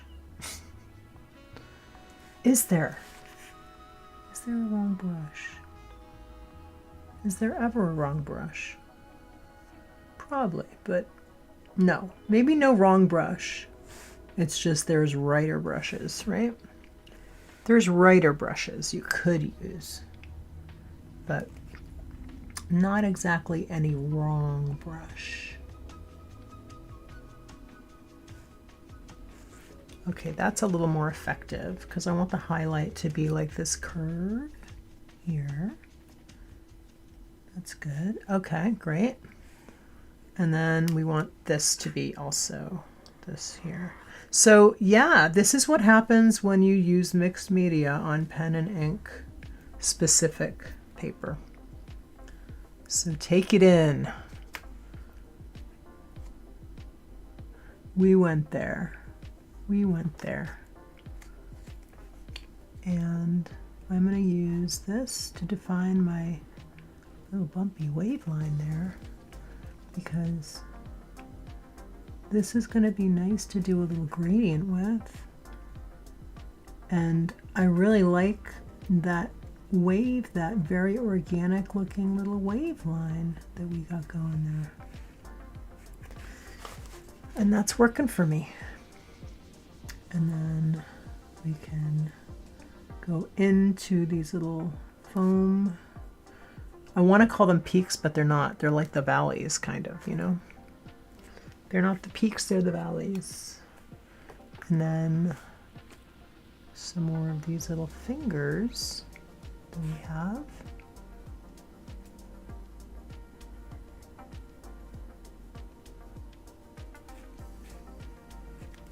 All right, nice. All right.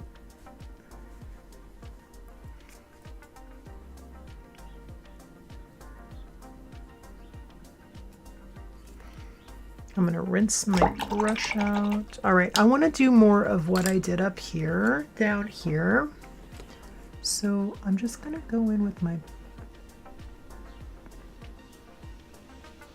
just going in directly with my tip here. And I'm just gonna draw some of the little fingers, and I'm going to dab it a little just to get things mixed a tiny bit, and then just continue on my way here.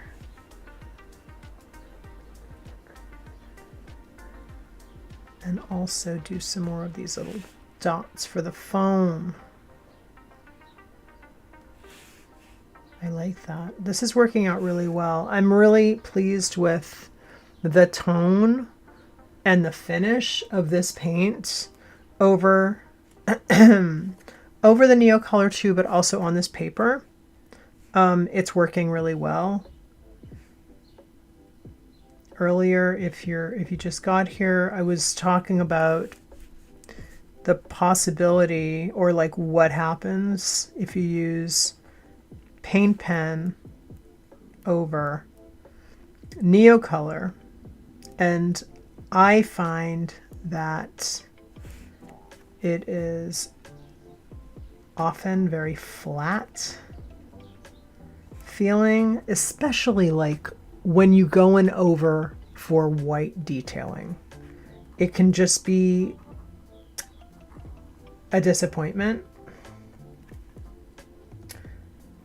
There's just something about, there's just something. I can't even, can I even articulate it? I don't even know. It's like a flatness, and it's like a tonal issue. And I mean, I guess it depends on what color you use, but it's also like, I don't know. Is it chalky? It's just something flat. There's some weird flatness happening that happens when you use like a white, and maybe, I mean, maybe if I used like a Molotov, it might be different. I'm talking about, I mainly use the Posca and Molotov, but I usually use like a white Posca. I have a white Molotov acrylic, but I rarely use it. Like it's kind of like a just open situation, and I just don't usually grab for it, but I should. I think the only reason I don't grab for it is because the tip is like a thicker tip than my Poscas, but my Poscas are like constantly empty. Like I totally need to, I'm having some need for more Posca white. I'm having some needs. that are not being met right now with my Posca white markers. So I think what I'm probably going to do eventually, when it gets to the point where I am desperate, I've actually washed out some of my Posca so I can refill them. So I'm going to try some refill hacks on YouTube videos that I've seen about refilling your Posca markers. And yeah, I want to try that. I want to try to refill myself. And I think, I mean, I haven't done it yet, so I don't really know but what they're going to say. But I think they were talking about refilling them with acrylic, like fluid acrylic.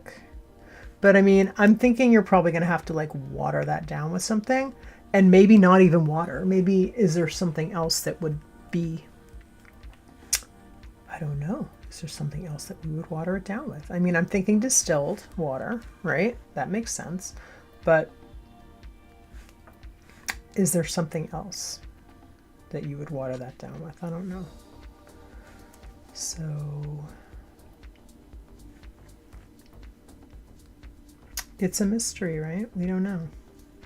I'm going to add, you know, for the sake of the composition being what it is and being true to what I'm doing with this homage, I'm going to add a little bit more here.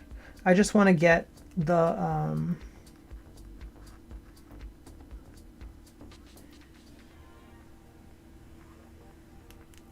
you know,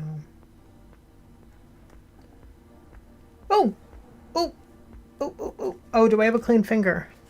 Not really. Here, I'm gonna try and push it. There we go. That works. Okay. I'm gonna make these little guys' heads here. See, this is the danger now. Now I'm in danger zone. I'm making everything like white dots, okay?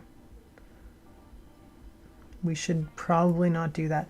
But I will say that the little guys' heads are pretty much the same value as we have in our whites, in our foam. So, you know, it's okay. It's okay. Let's do this ridge here because it's an important one.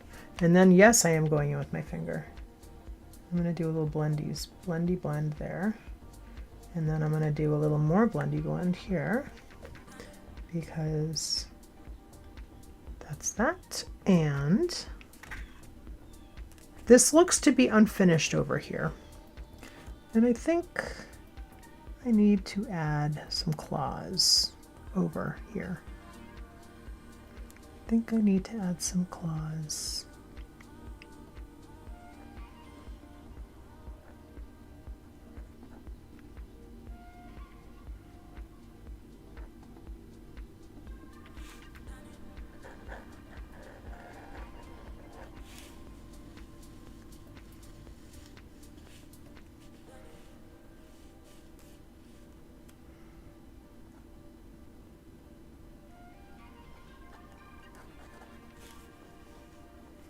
I like how these fingers are all connected. Like,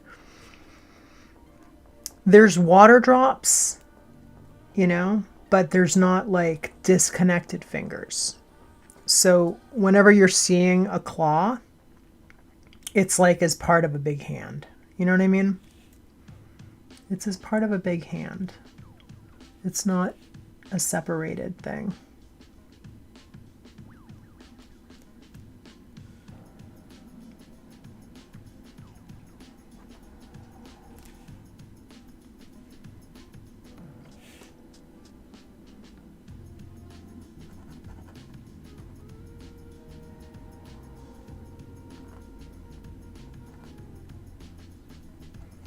Jeez, right when I'm getting the hang of these claws, we're going to hang it up.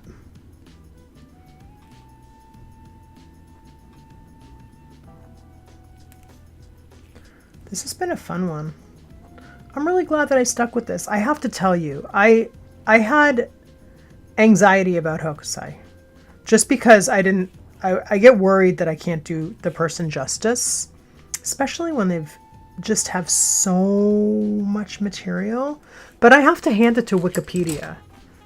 Thank you, Wikipedia, because you really did a good job. You did right by me today. You didn't overwhelm me, and you gave me a full picture without, you know, well, maybe not completely full. I mean, I do wish that they had more information about how his daughter, there's a whole book on it, and there's like a documentary on it and stuff about how his daughter did a lot of his work. So, I mean, that would be great to look into. If I can find some links, I will put them in the description for you to check out if you're, you know, into that, into looking up some Hokusai. Into looking up some Hokusai stuff.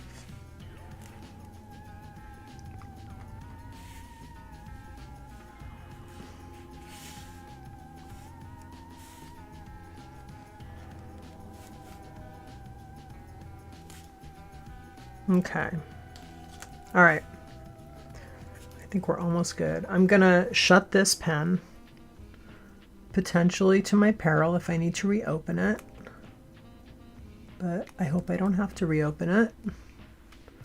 You kind of have to hold the inside needle tip so you can get the needle in there, because the needle is just the best thing. It the needle cap just caps it up, and it's awesome. Keeps it nice and fresh. So, okay. Let's see. I do want to strengthen a little bit our ridge here, because, and I'm not really, I mean, if I could do more, I would. But I do feel like we're good for today.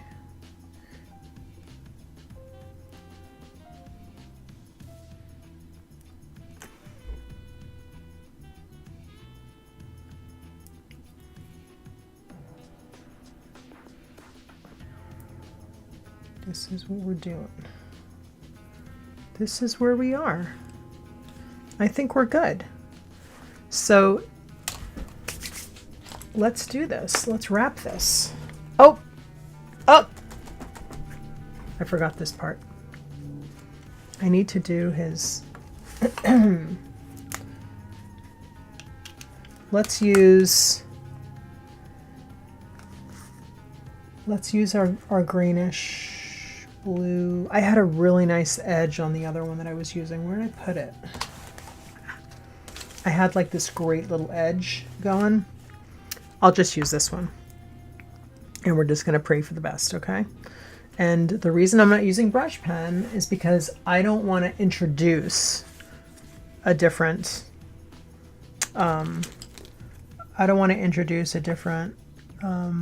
medium in here now. This is just not happening right now, because this is good. If I introduce something new in here now, if I broke out a pen or something, I would just be like, that looks so wrong. That does not fit. That is in a different universe. So we're not going to do that. I'm going to move this thing so I can make sure that you stay in frame, that I keep this in frame for you. So, because I'm a lefty, so I need to have the space for my hand. Now, I need to mark my territory. We have this here. I'm just gonna go ahead and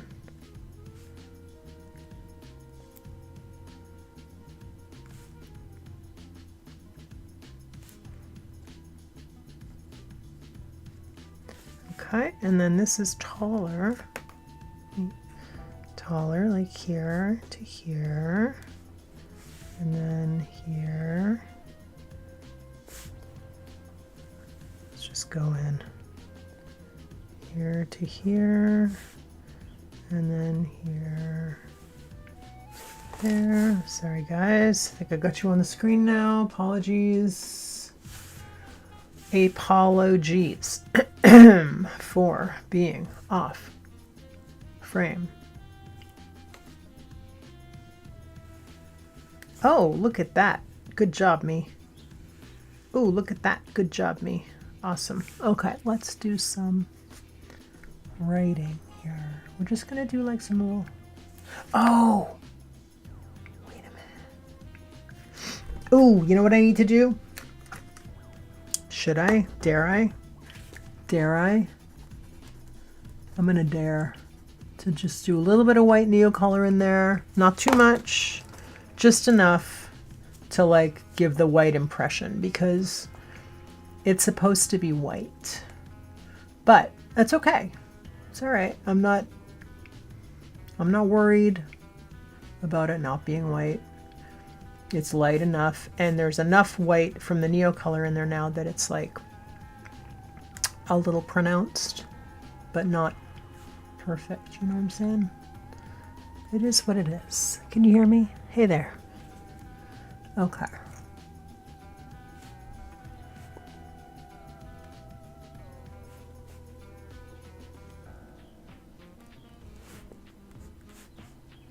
Okay, and again, the thing with these neocolors, again, because I mention this all the time, I love to use them like this when they're little, like little stubs like that.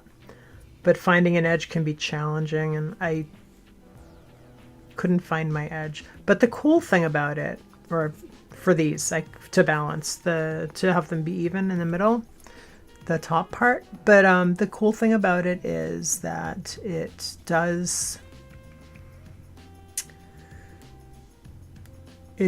get me to like let go of wanting things to be the perfect way, you know, which is nice because, you know, we need that sometimes.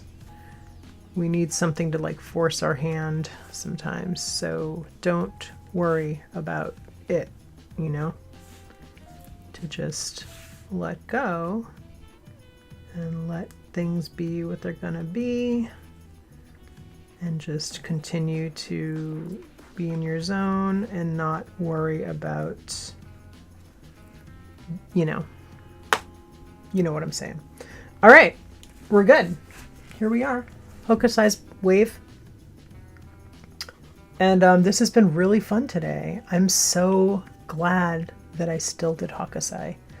Because, I mean, I was going to do them. I wasn't going to switch it up or anything. But, I will say, I was, you know, I was getting into it last night, listening to some videos and stuff, and I was getting like, was this the wrong move? Was this the wrong move? Because there's so much work, and it's like, well, when you get overwhelmed like that, you're just going to step back and just make some edits, right? Make some edits, make some decisions, and just move forward. And that's, you know, luckily Wikipedia came through. It wasn't overwhelming, and we're good. Any stuff that I find that was not in his Wikipedia that I find that I think you might be interested in learning more about, I will totally put in the description. And even things that maybe we did talk about that I think that you might want to see the picture, like I'll try and find pictures of the stuff that we talked about today and put them in the description so you can see. So thanks for coming, and I will be back tomorrow with another artist. Who are we doing tomorrow? Who are we doing tomorrow? Hold on. I'll let you know. I don't want to touch the paper. I don't want to touch the paper. That would be a mistake. Let's see. What do we got for tomorrow? Just a momento. Gotta go into my posts. View channel, posts. I know. How come I do not have them? I do not have them memorized. No, I do not. Nope, nope, nope, I do not. They're here. We're doing Edward Lear tomorrow. So come back for that one. That will be good. I got some real goodies on this list. I don't know that I gave myself much of a break in terms of like amazing lives type of things. So like amazing lives, wild stuff going on. So I will see you tomorrow and have an awesome day. Here is Hokusai. Here is my tribute.